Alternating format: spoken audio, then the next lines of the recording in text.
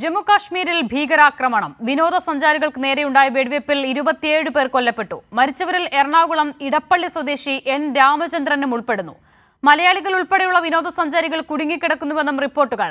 കേരള ഹൈക്കോടതി ജസ്റ്റിസുമാരായ PB Suresh Kumar, Anil K Narendran, G Girish എന്നിവരും ഈ സംഘത്തിലുണ്ട്. അന്വേഷണം NIA ഏറ്റെടുത്തു. അബ്ദുൾ റഷീദ് വിവരങ്ങൾ നൽകാൻ ചേരുകയാണ്. അബ്ദുൾ റഷീദ്, മലയാളികൾ ഉൾപ്പെടെ മരിച്ചവരിലുണ്ട് എന്നും അവരുടെ വിവരങ്ങൾ കൂടി പുറത്തു വരുന്നുണ്ട്. വിശദമായ വിവരങ്ങൾ എങ്ങനെ?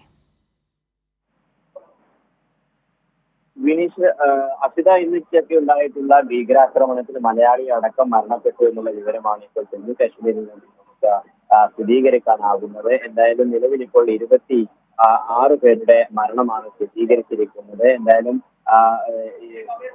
പാലാരിവട്ടം സ്വദേശിയും എറണാകുളം സ്വദേശിയുമായിട്ടുള്ള രാമചന്ദ്രൻ, 65 വയസ്സുകാരനായിട്ടുള്ള രാമചന്ദ്രന്റെ മരണമാണ് ഇപ്പോൾ സ്ഥിരീകരിച്ചിരിക്കുന്നത്. എന്തായാലും ഈ ഭീകരാക്രമണവുമായി ബന്ധപ്പെട്ട അന്വേഷണങ്ങളും അതോടൊപ്പം തുടർ നടപടികളൊക്കെ തന്നെ കേന്ദ്ര സർക്കാരും അതോടൊപ്പം സുരക്ഷാ സേനയും ആരംഭിച്ചിട്ടുണ്ട് എന്നുള്ളതാണ് മനസ്സിലാക്കാൻ സാധിക്കുന്നത്. കേരളത്തിന് പുറമെ ഹരിയാന, ഉത്തർപ്രദേശ്, മഹാരാഷ്ട്ര, അതോടൊപ്പം ഗുജറാത്ത്, കർണാടക തുടങ്ങിയിട്ടുള്ള സംസ്ഥാനങ്ങളിൽ നിന്നുള്ള ആളുകളുടെ തന്നെയും മരണവും ഇപ്പോൾ സ്ഥിരീകരിച്ചിട്ടുണ്ട്. അതോടൊപ്പം നേപ്പാൾ സ്വദേശിയുടെയും അതോടൊപ്പം ഒരു UAE സ്വദേശിയുടെയും മരണവും ഇപ്പോൾ റിപ്പോർട്ട് സ്ഥിരീകരിച്ചിട്ടുണ്ട് എന്നുള്ളതാണ് നമുക്ക് ജമ്മു കാശ്മീരിൽ നിന്നും ലഭ്യമാകുന്ന വിവരം. അതോടൊപ്പം മറ്റ് സംസ്ഥാനങ്ങളിൽ നിന്ന് പരിക്കേറ്റ ആളുകളും ഇപ്പോൾ പഹൽഗാമിലെ ആശുപത്രിയിൽ ചികിത്സയിൽ കഴിയുകയാണ്. ഇവരെ തുടർ ചികിത്സയ്ക്കായി ശ്രീനഗറിലേക്ക് മാറ്റുമെന്നുള്ള വിവരം ഇപ്പോൾ സൈന്യം വ്യക്തമാക്കിയിട്ടുണ്ട്. എന്തായാലും മലയാളികളടക്കം നിരവധി പേർ ഇപ്പോഴും ഈ മേഖലയിൽ കുടുങ്ങിക്കിടക്കുന്നുണ്ട് എന്നുള്ള കാര്യമാണ് ഇപ്പോഴും നമുക്ക് റിപ്പോർട്ട് ചെയ്യാൻ സാധിക്കുന്നത്. അതോടൊപ്പം ഹൈക്കോടതി ജസ്റ്റിസുമാരായിട്ടുള്ള justice Anil K Narendran, PG Ajith Kumar, Girish എന്നിവർ ജമ്മു കാശ്മീരിലെ യാത്രക്കായി പോയിരുന്നു. ഇവരും ഈ മേഖലയിൽ ഉണ്ടായിരുന്നു എന്നുള്ള കാര്യമാണ് നമുക്ക് മനസ്സിലാക്കാൻ സാധിക്കുന്നത്. എന്തായാലും നിലവിൽ ഈ ജഡ്ജിമാരുടെ സംഘവും ഇപ്പോൾ സുരക്ഷിതരാണ്. നാളെ ഇവർ കേരളത്തിലേക്ക് തിരിക്കുമെന്ന് തന്നെയാണ് നമ്മൾ മനസ്സിലാക്കുന്നത്. അതോടൊപ്പം MLA മാരായിട്ടുള്ള Mukesh, KPM Majeed, T Siddique തുടങ്ങിയവരും ജമ്മു കാശ്മീരിൽ ഉണ്ട്. ഇവരും മലയാളികൾ അടക്കമുള്ള ആളുകളുടെ സ്ഥിതിഗതികളൊക്കെ തന്നെ വിലയിരുത്തുന്നുണ്ട്. അവർക്ക് ആവശ്യമായിട്ടുള്ള സൗകര്യങ്ങളും അതോടൊപ്പം നടപടികളൊക്കെ തന്നെയും ആരംഭിക്കുന്നതിന് നേതൃത്വം നൽകുമെന്ന് പ്രത്യേകം അറിയിച്ചിട്ടുണ്ട്. എന്തായാലും ഇതുമായി ബന്ധപ്പെട്ട കേരളത്തിലേക്ക് അടക്കം തിരിച്ചു വരാനുള്ള യാത്രക്കാർക്ക് ആവശ്യമായിട്ടുള്ള സൗകര്യങ്ങളൊക്കെ തന്നെ ഒരുക്കുമെന്ന് മുഖ്യമന്ത്രി പിണറായി വിജയനും അറിയിച്ചിട്ടുണ്ട്. എന്നാലും നിലവിൽ ഇപ്പോൾ ഈ ഭീകരരെ കണ്ടെത്തുന്നതിന് ആവശ്യമായിട്ടുള്ള തുടർ നടപടികൾ ആരംഭിച്ചിരിക്കുകയാണ്. അതേസമയം ഈ ഭീകരാക്രമണം നടന്ന് മണിക്കൂറുകൾ കഴിഞ്ഞിട്ടും ഇത്തരത്തിൽ ഒരാളെ പോലും പിടികൂടാനാകുന്നില്ല എന്നത് വലിയ വിമർശനം ഉയർന്ന സാഹചര്യമാണ് ഇപ്പോൾ ഉള്ളത്. പ്രത്യേകിച്ചും ഈ ഭീകരാക്രമണം തടയുന്നതിന് ആവശ്യമായിട്ടുള്ള അല്ലെങ്കിൽ ഇത്തരത്തിൽ ഭീകര സംഘടനകൾ ചെറുത്തു നിൽക്കുന്നതിന് ആവശ്യമായിട്ടുള്ള നടപടികളൊക്കെ തന്നെയും തങ്ങൾ ആരംഭിച്ചിട്ടുണ്ട് എന്ന അവകാശവാദം ഉന്നയിക്കുന്ന BJPയുടെയും നരേന്ദ്രമോദിയുടെയും മുഖംമൂടി അഴിയുന്ന ഒരു കാര്യമാണ് ഇപ്പോൾ ജമ്മു കാശ്മീരിൽ ഉണ്ടായിരിക്കുന്നത്. ആദ്യഘട്ടത്തിൽ ഒരാളുടെ മരണം മാത്രമാണ് സ്ഥിരീകരിച്ചത്. പിന്നീട് ദ്രുതഗതിയിൽ ഇത്തരത്തിൽ 27 പേരുടെ മരണം സ്ഥിരീകരിക്കുന്ന ഒരു സ്ഥിതിവിശേഷം ഉണ്ടായി. അതേസമയം ഇതുമായി ബന്ധപ്പെട്ട വിശദാംശങ്ങൾ നൽകാൻ കേന്ദ്ര സർക്കാർ ഇപ്പോഴും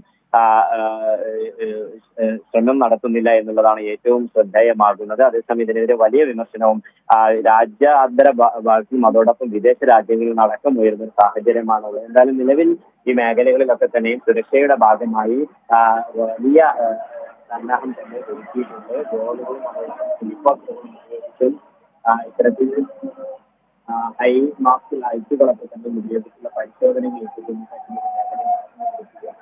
പ്രധാനമായും കാൽനടയായി മാത്രം പോകാവുന്ന മേഖലയിലാണ് ഇത്തരത്തിൽ ഭീകരാക്രമണത്തെ ഈ ഭീകര സംഘം തിരഞ്ഞെടുത്തത്.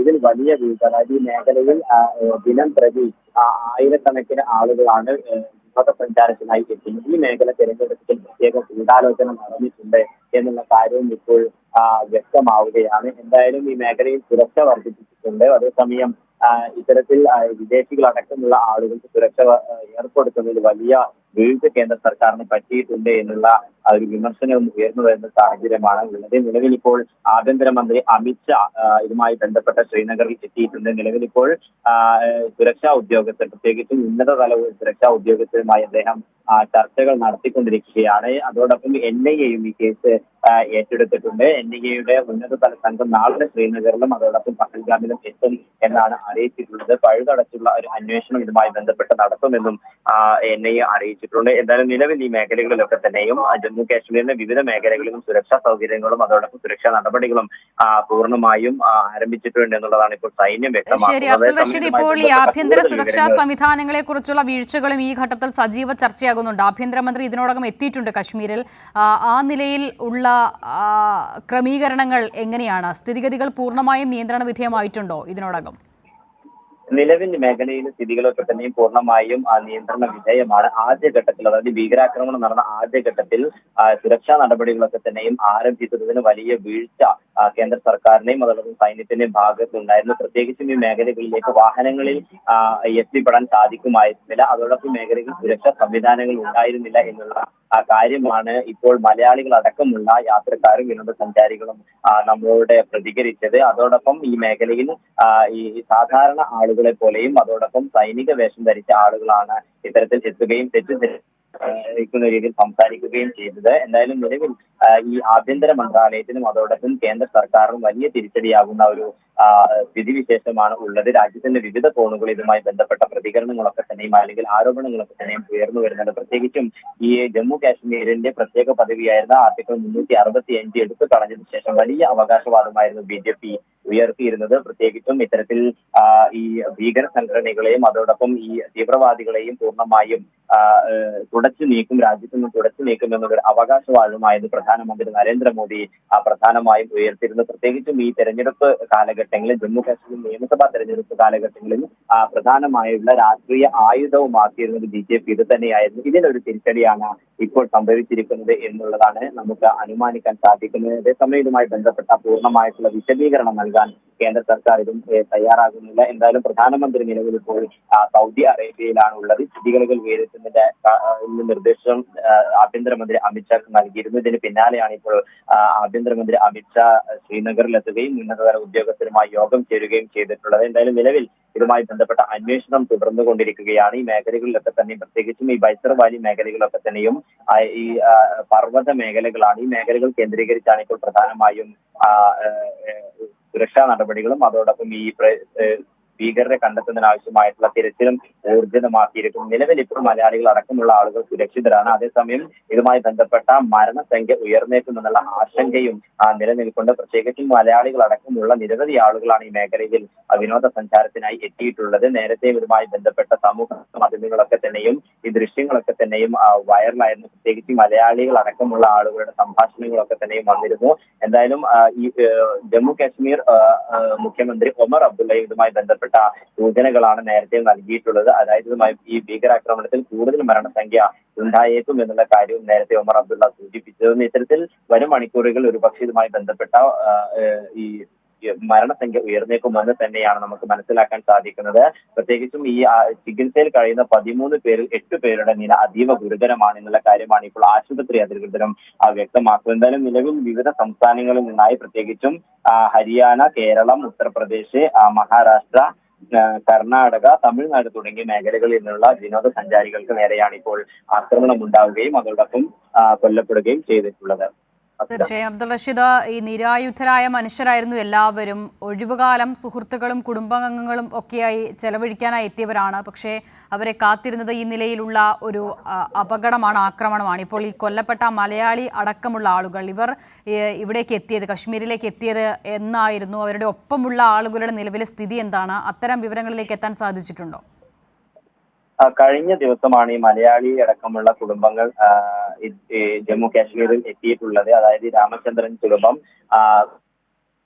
ജമ്മു കാശ്മീരിൽ എത്തിയിട്ടുള്ളത് എന്നുള്ള വിവരമാണ് നമുക്ക് ലഭ്യമാകുന്നത്. ഇവരുടെ കൂടെ ഉണ്ടായിരുന്ന ആളുകളൊക്കെ തന്നെയും സുരക്ഷിതരാണ്. ഈ കുടുംബാംഗങ്ങൾക്കൊപ്പം സമയം ചെലവഴിക്കുന്നതിനിടയിലായിരുന്നു രാമചന്ദ്രൻ അടക്കം വെടിയേറ്റ ഒരു സാഹചര്യം ഉണ്ടായത്. ഇതിൽ കൂടെ ഉണ്ടായിരുന്ന അതോടൊപ്പം കുടുംബാംഗങ്ങളൊക്കെ തന്നെയും വലിയ ആശങ്കകൾ ഉണ്ടാകുകയും പേടിയാകുന്ന സാഹചര്യങ്ങൾ ഉണ്ടാകുകയും ചെയ്തു എന്നുള്ളതാണ് നമ്മുടെ വ്യക്തമാക്കിയിട്ടുള്ളത്. എന്തായാലും ഇതുമായി ബന്ധപ്പെട്ട തുടർ നടപടികളൊക്കെ തന്നെയും കേരളം അടക്കമുള്ള സംസ്ഥാനങ്ങൾ ആരംഭിച്ചിട്ടുണ്ട്. ഇദ്ദേഹത്തിന്റെ മൃതദേഹം ഈ കേരളത്തിലേക്ക് തിരിച്ചു കൊണ്ടുവരുന്ന ആവശ്യമായിട്ട് നടപടികളൊക്കെ തന്നെയും ഉടൻ ആരംഭിക്കുമെന്ന് തന്നെയാണ് നമ്മൾ മനസ്സിലാക്കുന്നത്. അതോടൊപ്പം സൈനികരടക്കമുള്ള വിവിധ ആളുകളാണ് ഈ അപകടത്തിൽ അല്ലെങ്കിൽ ഈ ഭീകരാക്രമണത്തിൽ കൊല്ലപ്പെട്ടിരിക്കുന്നത് എന്നുള്ളതാണ് ഇപ്പോൾ സ്ഥിരീകരിച്ചിരിക്കുന്നത്. നിലവിൽ ഇപ്പോൾ 27 പേരുടെ മരണമാണ് സ്ഥിരീകരിച്ചിരിക്കുന്നത്. ഇതിൽ 2 വിദേശികളും ഉണ്ട് എന്നുള്ള കാര്യമാണ് ഏറ്റവും ശ്രദ്ധേയമാകുന്നത്. ഇതൊക്കെ തന്നെ BJP സർക്കാരിന് വലിയ തിരിച്ചടിയാകുന്ന സാഹചര്യമുണ്ട്. പ്രത്യേകിച്ചും രാജ്യത്തിനകത്തും പുറത്തു നിന്നും വലിയ വിമർശനം BJP സർക്കാരിനെതിരെയും കേന്ദ്ര സർക്കാരിനെതിരെയും ഉയർന്നു വരുന്നുണ്ട്.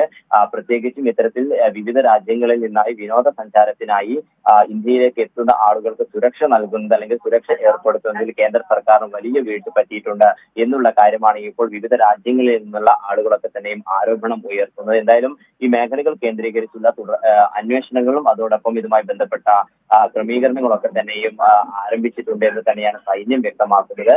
നിലവിൽ ഇതുമായി ബന്ധപ്പെട്ട കേന്ദ്രത്തിന്റെയും അതോടൊപ്പം ഈ സൈന്യത്തിന്റെയും വിശദമായിട്ടുള്ള അല്ലെങ്കിൽ സ്ഥിരീകരിച്ചുകൊണ്ടുള്ള റിപ്പോർട്ടുകളൊക്കെ തന്നെയും പുറത്തു വരേണ്ടതുണ്ട്. നിലവിൽ ഈ പ്രാദേശിക മാധ്യമങ്ങളൊക്കെ തന്നെയും റിപ്പോർട്ട് ചെയ്യുന്നത് ഇനിയും മരണസംഖ്യ ഉയർന്നേക്കും എന്നുള്ള കാര്യമാണ്. എന്തായാലും രാജ്യത്തെ തന്നെ നടത്തിയിട്ടുള്ള ഭീകരാക്രമണമാണ് ഇന്ന് ഉച്ചയോട് കൂടി ജമ്മു കാശ്മീരിലെ പഹൽഗമിൽ ഉണ്ടായിട്ടുള്ളത്. ശരി, അബ്ദുൾ റഷീദാണ് വിവരങ്ങൾ നൽകുന്നത്. ഇപ്പോൾ 27 പേരുടെ മരണം സ്ഥിരീകരിക്കുമ്പോൾ അതിൽ മരിച്ച ഒരാൾ മലയാളിയാണ്, കൊച്ചി സ്വദേശി കൂടിയാണ്. അദ്ദേഹം കുടുംബവും ഒന്നിച്ച് വിനോദസഞ്ചാരത്തിനായി കശ്മീരിലേക്ക് എത്തിയതാണ്. കുടുംബാംഗങ്ങളുടെ മുന്നിൽ വെച്ചാണ് അദ്ദേഹത്തിന് വെടിയേൽക്കുകയും ചെയ്തത്. കുടുംബാംഗങ്ങൾ ഇപ്പോൾ സുരക്ഷിതരാണ് എന്നുള്ള വിവരം കൂടി വരുന്നുണ്ട്. കേരളത്തിൽ നിന്നുള്ള നിരവധി ആളുകൾ ഇപ്പോഴും ആ മേഖലയിൽ ഉണ്ട് എന്നുള്ളതാണ് മനസ്സിലാക്കാൻ സാധിക്കുന്നത്.